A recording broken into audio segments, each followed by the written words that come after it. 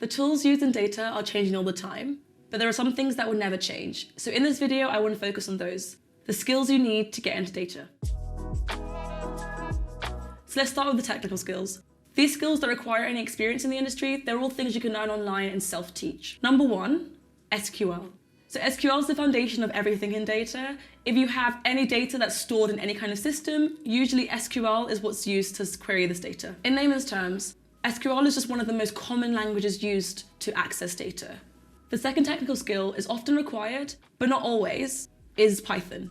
So Python is a coding language that's used for almost anything, building websites, manipulating data, making apps. It can be used for literally anything. Within data, it's often used for setting up API calls or building even more interesting, in-depth analysis into data. You can definitely get a career started in data without Python, but if you want to go really deep into it and you want to be desirable as an applicant, it's quite important to pick up. The following soft skills are hard to measure, but they're really important if you want to know whether you'll thrive in data. The next set of skills that are typically required are all around having an analytical mind. So the first skill I mentioned is having an inquisitive and logical mind. In data, it's really important to be able to take information you're given and interpret it, and as I said prior, make it make sense. Being inquisitive means that a company can trust you to follow paths. A company can trust that if you're given a grain of something, you'll follow it right to the end and give them information that they wouldn't have found otherwise.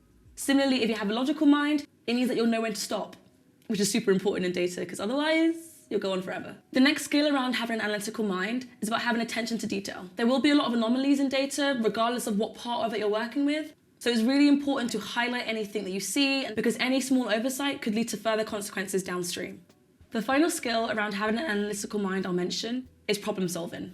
Of course, when working with data, because the foundation of the industry is around interpreting something abstract, it's super important to have that skill that's able to take small pieces of information, put it together to make a story. So problem solving is one of the top skills that are required of most data people, whether it's engineering or analytics. So the final two skills I'm going to mention are more holistic skills, not specific to data, but are quite important in the industry.